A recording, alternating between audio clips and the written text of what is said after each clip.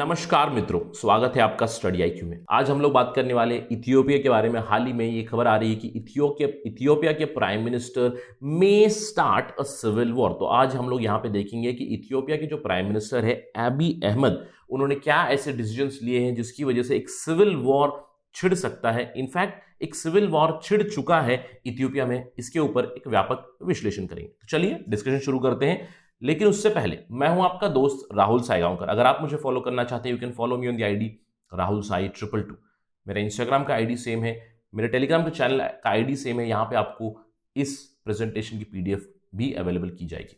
साथ ही साथ study IQ आपकी लड़ा है कॉम्प्रिहेंसिव प्रीलिम्स का mains program for UPSC 2021। For more information download the app.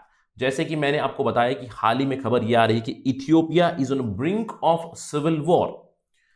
क्यों? क्योंकि हाल ही में इथियोपिया के जो प्राइम मिनिस्टर है अबी अहमद, उन्होंने अनाउंस कर दिया है कि उन्होंने ट्रूप भेजे हैं नदर्न साइड में, तिग्रे रीजन में उन्होंने ट्रूप्स भेजे हैं, जहां पे एलिजेडली एक वायलेंट अटैक हुआ था आर्म फोर्सेस के ऊपर। वहां पे उन्होंने अपने फोर्सेस भेज दिए। तो अगर हम लोग बात करें इथियोपिया के बारे में, इथियोपिया में ये पहली बार नहीं है। इथियोपिया का ऑलरेडी कॉन्फ्लिक्ट चल रहा था बहुत सालों पहले इजिप्ट के साथ, उसके बाद एरिट्रिया के साथ भी चल रहा था। अगर हम लोग इथियोपिया के अंदर की बात करें, इथियोपिया के अंदर भी बहुत सारी एथनिक स्मॉलर कॉन्फ्लिक्ट्स हो चुकी हैं। इनफैक्ट हॉर्न ऑफ अफ्रीका जिसको कहते हैं, जहां पे इथियोपिया, एरिट्रिया, जिबूती, सोमालिया, ये सारे कंट्रीज है, यहाँ पे बहुत ज़्यादा वॉर टॉर्न रीजन है।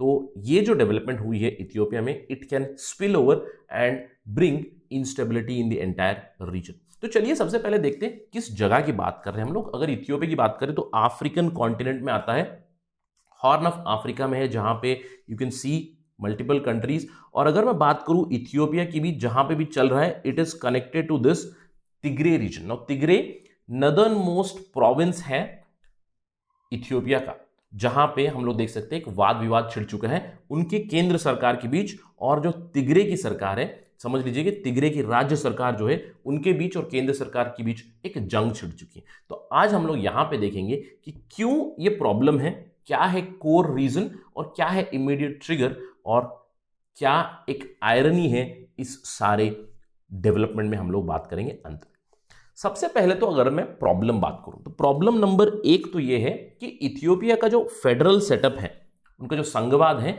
वो एथनिक बेस्ड है। मतलब जितने भी आपने देखे प्रोविंसेस यहाँ पे, वो प्रोविंसेस में उनके पास काफी ज्यादा पावर है, प्रोविंशियल ऑटोनॉमी है प्रोविंसेस के पास। अगर आप देखो, उनकी खुद की पार्लियामेंट है, उनकी खुद की सिक्योरिटी फोर्सेस है, उनकी खुद की आर्मीज है, और उनके पास रेफरेंडम कर कर सेल्फ रूल की भी बातें कर सकते हैं ये प्रोविंसेस। तो यही है प्राइमरी ओरिजिन वाद विवाद का, एथनिक फेडरलिज्म। तो यहां पे जो तिग्रे पीपल्स लिबरेशन फ्रंट है, टीपीएलएफ, इसने डोमिनेट किया है रूलिंग कोएलिशन बहुत दिनों से। 1991 से लेकर 2018 तक Tigray People's Liberation Front has dominated the politics. तो इसका मतलब यह है कि तिग्रे के जो लोग हैं, तिग्रे का जो रीजन है, वेल्दियर है, पावरफुल है, और ये जो तिग्रे पीपल्स लिबरेशन फ्रंट है, वो सपोर्ट करते हैं एथनिक फेडरलिज्म को। मतलब जिस किसी प्रोविंस में जहां पे भी पावर है, आप यहां पे देख सकते हो डिफरेंट प्रोविंसेस, इन प्रोविंसेस को पावर होना चाहिए, इन प्रोविंसेस के पास ऑटोनॉमी होनी चाहिए, इस चीज की बातें करते हैं टीपीएलएफ। लेकिन जब से अबी अहमद आए हैं 2018 से, तब से लेकर एक वाद विवाद छिड़ चुका है एथनिक फेडरलिज्म के ऊपर। अगर हम लोग अबी अहमद की पॉलिसीज देखें तो वो नॉर्मली है कि वो एक यूनिटरी पॉलिटिकल पार्टी लाना चाहते हैं, एक स्ट्रॉन्ग सेंट्रल गवर्नमेंट लाना चाहते हैं। वहां पे वो रास नहीं आ रहा है तिग्रे पीपल्स लिबरेशन फ्रंट को। तो इसीलिए टीपीएलएफ और अबी अहमद की जो केंद्र सरकार है, उन दोनों के बीच विवाद छिड़ चुका है। इनफैक्ट अभी तो जंग ही छिड़ चुकी है। तो ये तो हो गया पहला रीजन, जो उनका एथनिक फेडरल सेटअप है।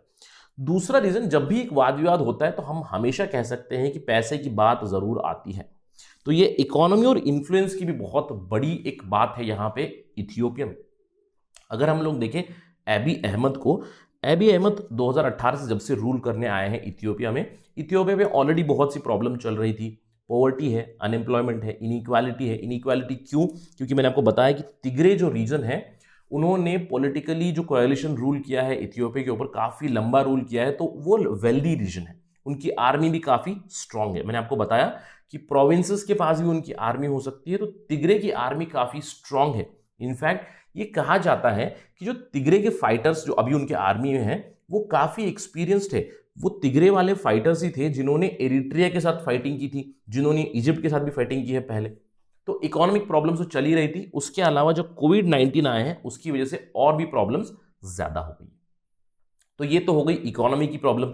दूसरी प्रॉब्लम है इनइक्वालिटी या फिर डिफरेंस इन द रीजन। तो विशेषज्ञ ये कहते हैं कि तिग्रे रीजन जो मैंने आपको बताया नदर्न मोस्ट प्रोविंस है इथियोपिया का, वो काफी वेल्दियर है, उनके पास काफी ज्यादा पैसा है और उनकी वेल ट्रेन्ड आर्मी है। मैंने आपको बताया कि ये जो आर्मी है इसके अंदर जो फाइटर्स है ये काफी एक्सपीरियंस है, पहले भी फाइट कर चुके हैं।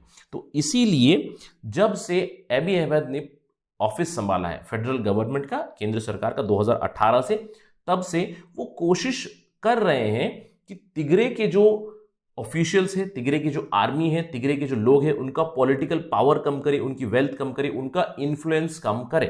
तो आप देख सकते हो यहां पे इस प्रोलॉन्ग्ड कॉन्फ्लिक्ट में जब से अबी अहमद आए हैं, अबी अहमद ने टॉप ऑफिशियल जो तिग्रे के थे उनके साथ कॉन्फ्लिक्ट बढ़ाया है, उनको सैक किया है। Ethiopian government it moves to replace leadership of Tigray region. तो ये तो बहुत पहले से चलता आ रहा है, 2018 से ये चल ही रहा है, डिस्प्यूट हो रहा है केंद्र सरकार और तिग्रे के बीच में। लेकिन ये जो अभी जंग छिड़ चुकी है, जो लड़ाई छिड़ चुकी है पिछले कुछ महीनों से, इसका ट्रिगर कुछ और है। अगर ट्रिगर की बात करें, ट्रिगर है जून 2020 में इथियोपिया के एक ओरोमो सिंगर थे। ओरोमो एक ट्राइब है जिससे अबी अहमद भी बिलोंग करते हैं। ओरोमो के सिंगर थे हाचालू हंदेसा। हाचालू हंदेसा को मार गिराया था। हाचालू हंदेसा की हत्या हुई थी। उस हत्या के बाद जो सेंट्रल गवर्नमेंट थी उन्होंने काफी ज्यादा रिप्रेसिव पावर्स यूज किए, सिविलियंस के ऊपर भी पावर्स यूज किए, ऑपोजिशन लीडर्स के ऊपर काफी ज्यादा पावर्स यूज किए और उनको इंप्रिजन किया। तो इसीलिए तनाव बढ़ गया केंद्र सरकार और ऑपोजिशन के बीच, केंद्र सरकार और जो प्रोविंशियल गवर्नमेंट है उन दोनों के बीच। तो पहला ट्रिगर तो शुरू हो गया था। और दूसरा ट्रिगर यह था कि सितंबर 2020 में तिग्रे रीजन ने अपने लोकल इलेक्शंस कंडक्ट किए, जिसका खंडन किया केंद्र सरकार ने, यानी कि अबी अहमद की सरकार ने। उन्होंने इस इलेक्शन को नहीं माना, उन्होंने इस इलेक्शन को इलीगल कहा और तब से लेकर बहुत ज्यादा वाद विवाद छिड़ चुका है तिग्रे रीजन के ऑफिशियल्स के बीच और केंद्र सरकार के बीच। और अगर हम लोग हाल ही की बात करें तो यहां पे मैंने हेडलाइन दिया हाईली इन्फ्लेमेबल, क्योंकि कुछ इसी तरह की डेवलपमेंट हुई है।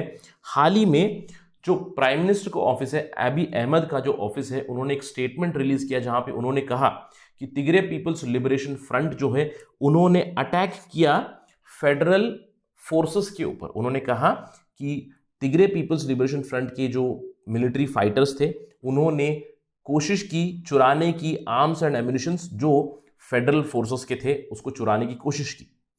इसको टीपीएलएफ ने नकार दिया था और टीपीएलएफ ने एक काउंटर अनाउंसमेंट की थी। उन्होंने कहा कि जो फेडरल मिलिट्री स्टेशन थी तिग्रे रीजन में वो खुद ही डिफेक्ट होकर टीपीएलएफ को सपोर्ट कर रही है। इस न्यूज को भी नकार दिया था प्राइम मिनिस्टर्स ऑफिस ने, यानी कि अबी अहमद के ऑफिस ने। तो एक तरफ से काउंटर स्टेटमेंट काउंटर स्टेटमेंट्स आए जा रहे हैं और इसी बीच हेवी फाइटिंग भी शुरू हो चुकी है टीपीएलएफ और फेडरल आर्मी के बीच, यानी कि TPLF fighters versus their own central government. और ये खबरें आ रही है कि बहुत से सोल्जर्स दोनों तरफ से भी ढेर हो चुके हैं और अभी भी लड़ाई जारी है। साथ ही साथ टेलीफोन लाइंस ब्लॉक कर दिए गए हैं, इंटरनेट सर्विसेज शटडाउन की गई है, हैवी आर्टिलरी फायर हो रही है दोनों तरफ से भी। मतलब एक ऐसा तनावपूर्ण माहौल बन चुका है अभी इथियोपिया में कि जंग छिड़ चुकी है उन्हीं के एक प्रोविंस और केंद्र सरकार के बीच। तो अगर हम लोग बात करें इंप्लीकेशंस की, तो इंप्लीकेशंस केवल इथियोपिया के लिए नहीं है, ये हो सकता है खतरा अफ्रीका के लिए ही। क्योंकि अगर हम लोग बात करें हॉर्न ऑफ अफ्रीका की, तो ये जो इथियोपियन फेडरल गवर्नमेंट और तिग्रे अथॉरिटी की बीच में लड़ाई चल रही है, अगर ये नहीं रुकी तो ये स्पिल ओवर हो सकती है दूसरे एरियाज में। हम जानते हैं कि इथियोपिया और एरिट्रिया के बीच में एक बहुत ही फ्रेजाइल पीस सेटअप हुआ था 2018 में, तो एरिट्रिया के ऊपर एक खतरा हो सकता है। इसके साथ ही साथ इथियोपिया का ऑलरेडी एक वाद विवाद चल रहा है इजिप्ट के साथ over the construction of grand Ethiopian renaissance dam. ये डैम कंस्ट्रक्ट किया जा रहा है ब्लू नाइल रिवर के ऊपर, तो इजिप्ट के ऊपर इंपैक्ट हो सकता है, एरिट्रिया के ऊपर इंपैक्ट हो सकता है। इनफैक्ट हम लोग जानते हैं कि सोमालिया ऑलरेडी एक वोलेटाइल रीजन है, पायरेसी वहां पे बहुत ज्यादा प्रोमिनेंट है, तो इन सब रीजन्स पे एक इंपैक्ट हो सकता है। साथ ही साथ हॉर्न ऑफ अफ्रीका में एक बहुत ही इंपॉर्टेंट कंट्री है जिबूती। जिबूती में यूएस का बेस है और अन्य देश फ्रांस का भी बेस है, तो वहां पे भी एक इंपैक्ट हो सकता है। तो इसीलिए यूनाइटेड नेशन के सेक्रेटरी जनरल के ऑफिस ने एक स्टेटमेंट भी रिलीज किया था सिचुएशन इन इथियोपिया के ऊपर।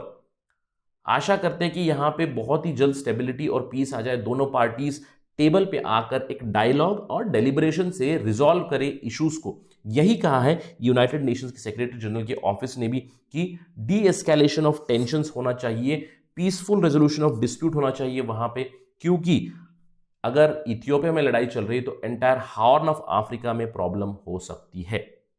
तो हम लोग आशा करेंगे कि दोनों पार्टीज, अबी अहमद की जो सरकार है केंद्र सरकार और जो टिग्रे अथॉरिटीज है, दोनों डी एस्केलेट करे, जो लड़ाई चल रही है उसको जल्द से जल्द रोक दे और जो भी वाद विवाद है, प्रॉब्लम्स है, उसको बैठकर रिजॉल्व करें। मैं अपना डिस्कशन एंड करना चाहूंगा एक आयरनी अलर्ट के साथ। मैंने आपको अभी मल्टीपल टाइम्स बताया अबी अहमद अली जो इथियोपिया के प्राइम मिनिस्टर हैं, उनको 2019 में नोबेल पीस प्राइज मिल चुका है। मैं रिपीट कर रहा हूं, नोबेल पीस प्राइज मिल चुका है। तो आयरनी अलर्ट इसलिए दिया गया है कि नोबेल पीस प्राइज विनर जो प्राइम मिनिस्टर है वही एस्केलेशन भी कर रहे हैं इशू का। तो हम आशा करते हैं कि sense will prevail over both the parties, the federal government as well as the provincial government, and we will see peace in Ethiopia. That's it from my side on this part of discussion. अगर इस चीज पे कोई development आएगी हम जल्द से जल्द लाते रहेंगे आपको स्टडी आई के ऊपर। Thank you very much. जय हिंद।